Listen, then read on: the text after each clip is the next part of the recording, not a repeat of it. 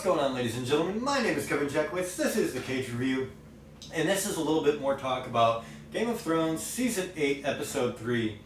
And what I've noticed with a lot of people right off the bat was there was a lot of backlash over Episode 3, which I found amazing. My personal opinion, I gave it a 10 out of 10 in my review. And here's why.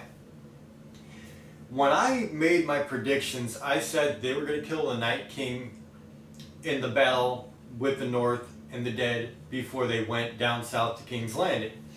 And I guess people don't understand why that is. This is Game of Thrones. At the end of the day, this should end with a battle for the throne. I didn't really expect people to be so childish and be like, I didn't get what I want, so I'm going to be upset. Things didn't go my way, and that's literally all it is. That's it. People are saying, oh, no big characters died. Theon has had a story arc since season 1. And he has had a pretty big story arc, especially with Reek. His story of redemption, all the way to the end now. That's not a big death. Likewise, you have Jorah Mormont, who, season 1 or season 2, I don't remember exactly where he came. No, season 1. That's another season 1 guy.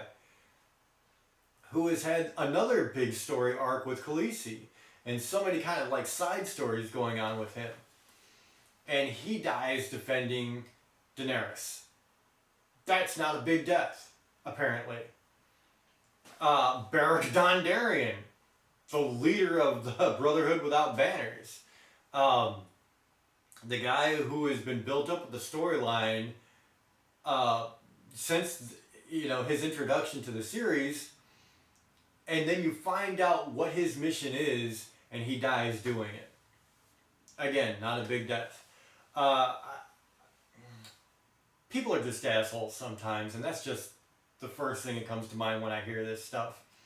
There are so many modern movie makers that apparently are amazing, but have never made a film, never made a TV series. They can sit there and critique the shit out of something that, in my estimation, was one of the best things I've ever seen. And they can find every flaw in it. Now, was this episode perfect? No, it wasn't perfect. And I get that there is a swarm, a huge, massive horde of undead flying through the city, and people like Sam on the ground crying, whimpering. No, it's not likely that he would make it out. I get that. This is a TV series that is building everything toward the end, though. Trust me, people aren't done dying yet, and I have to believe that they're saving some of those deaths, some of those major impacts, for the actual fight for the throne. So, I don't see the problem. I really don't. Just a bunch of whiny asses nowadays. I don't get it. I just don't. I was amazed that whole time. And everybody has said how on the edge of their seat they were. Now, I've been the first person to talk about shows like this, kind of they're losing their edge when it comes to killing off characters and stuff. The Walking Dead is just done as far as that goes. They've lost it all. But these guys haven't.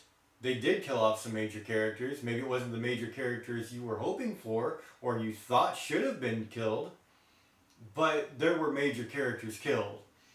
And they did take a huge hit. And so, I thought it was an amazing episode. I still think it's an amazing episode. And I think you have to save something major for the actual Game of Thrones. And you can't really kill off Dany or Jon for that, because there's a lot of storyline you can do with that.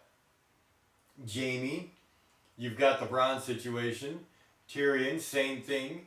I mean, there's so much stuff that they can still do, and we don't know what's coming. So people just need to quit bitching about it. Honestly, it was an amazing show. I've watched it twice. and the second time it had just as much impact on me as the first time, honestly. Like, they build so much tension in that. So that's my thoughts on it. I just think that people get a little carried away sometimes with their whining. Like I said, everybody acts like they're a legitimate film critic, like they actually know anything about what it takes to make a movie. I don't. That's why I say this. I am a fan. I talk as a fan. That's why I try to leave cinematography and music, sound editing, all that stuff. I talk about it sometimes because you can tell when it's done very well or when it's done very, very poorly. But I'm not the person to judge what they create. So that's my thoughts on it. Let me know what you guys think in the comments. If you enjoyed this, hit the like button, subscribe, and share. My name is Kevin Jackowitz. Kaged Nation, out.